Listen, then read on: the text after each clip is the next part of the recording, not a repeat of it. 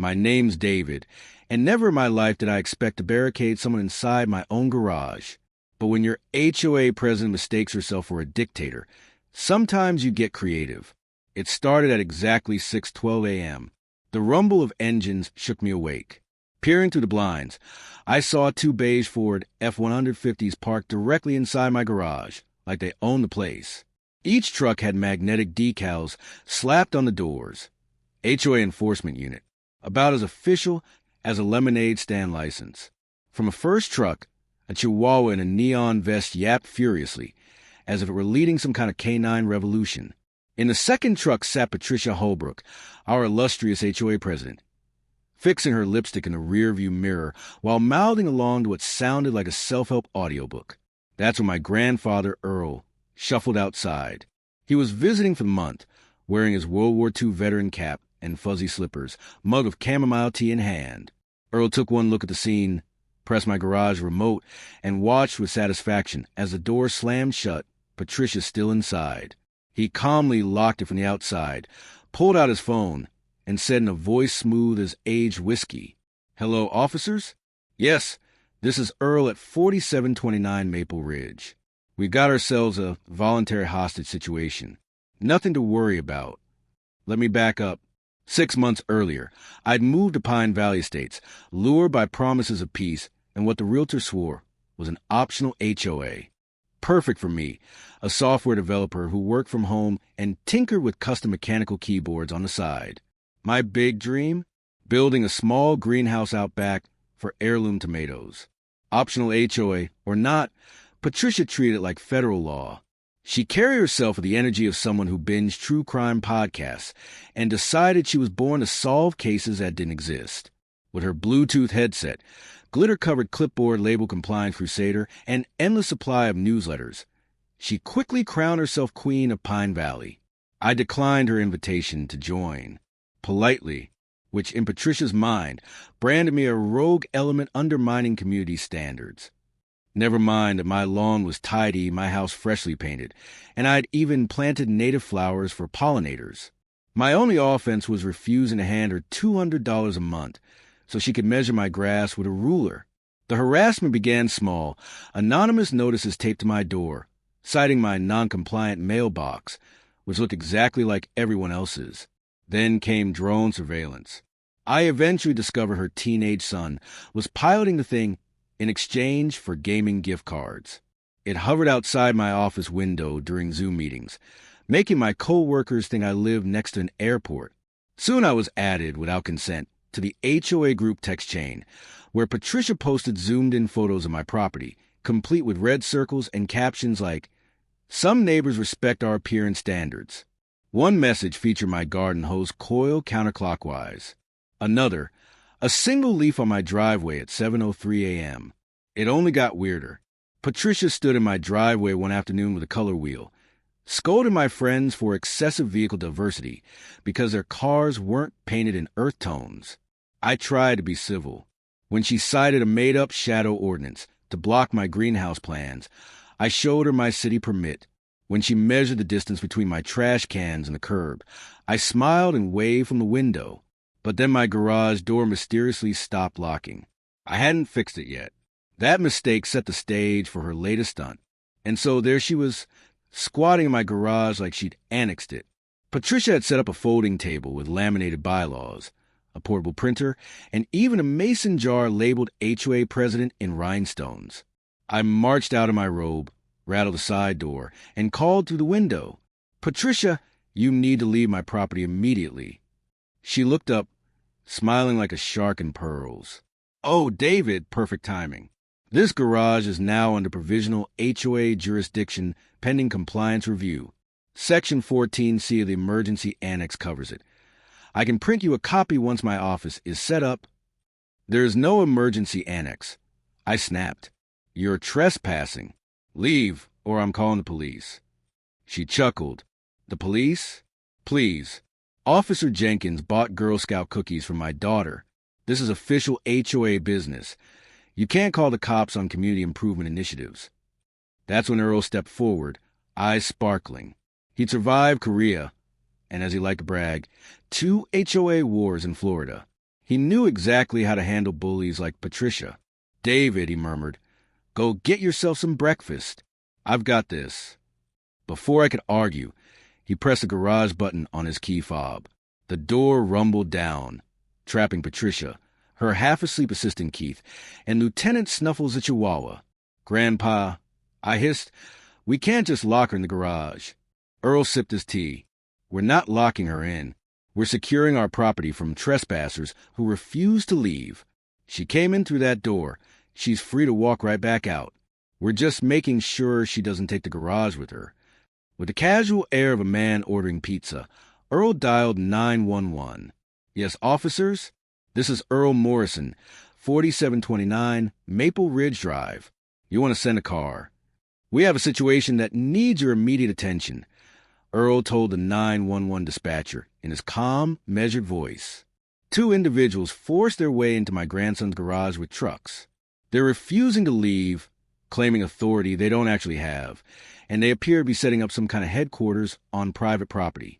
From inside the garage came the muffled sound of Patricia pounding on the door, her voice shrill and distorted by the metal. Something about illegal imprisonment and HOA protocols. "That's correct, officer," Earl continued smoothly. "They're contained in the garage for everyone's safety. Their trespassing felt threatening, and we didn't want the situation to escalate. We'll be waiting right here. Thank you kindly." He ended the call, then handed me a folding lawn chair from the porch.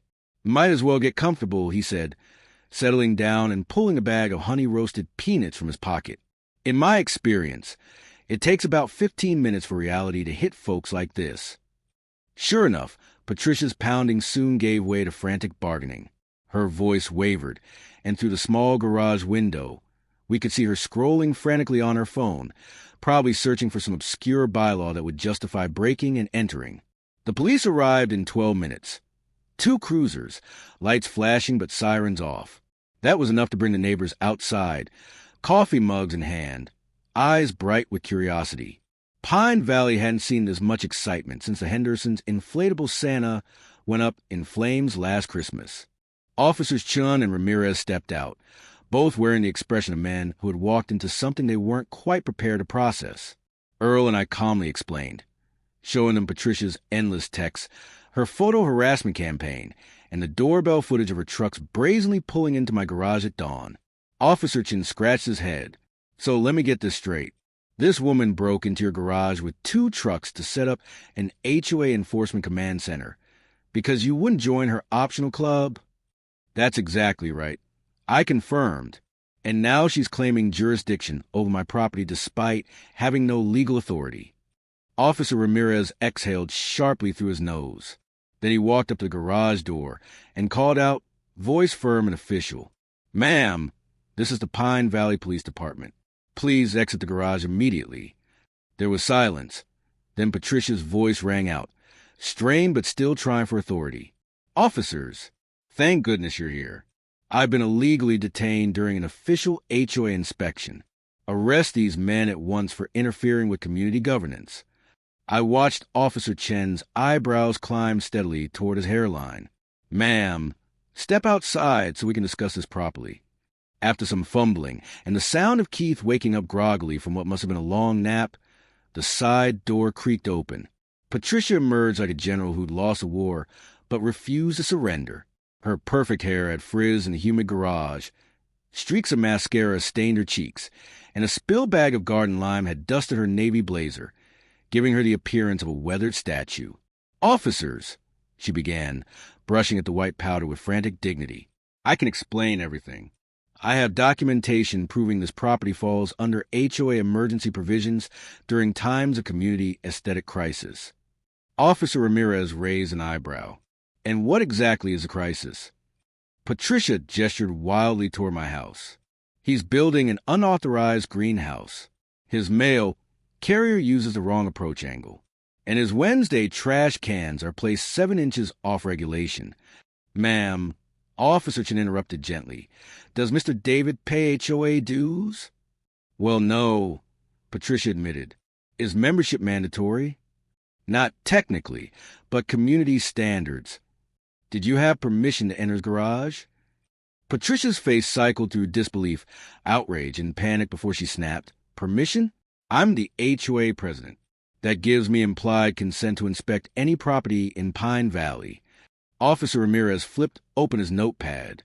"Ma'am, what you just described is breaking and entering, criminal trespass, and technically false imprisonment of yourself.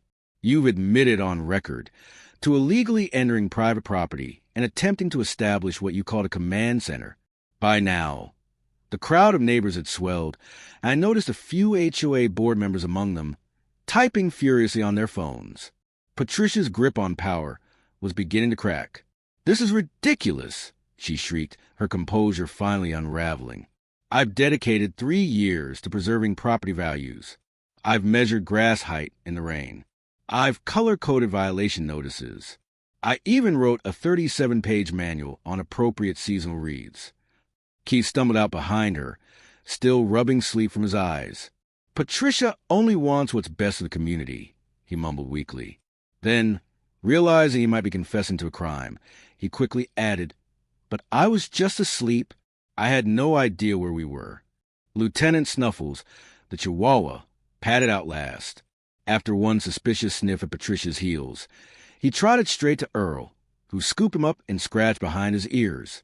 "Good boy," Earl murmured, a grin spreading across his face as the tiny dog licked his cheek. "You know a sinking ship when you see one, don't you?"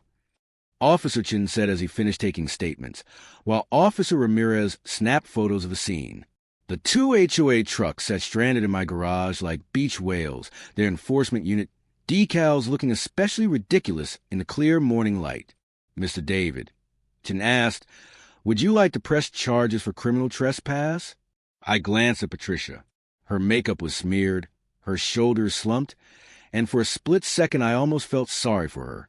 Then I remembered the months of harassment, the drone surveillance, the bogus violation notices, the 43 texts about how I trimmed my hedges. "Yes," I said firmly, "I would." Patricia let out a sound like a punctured balloon.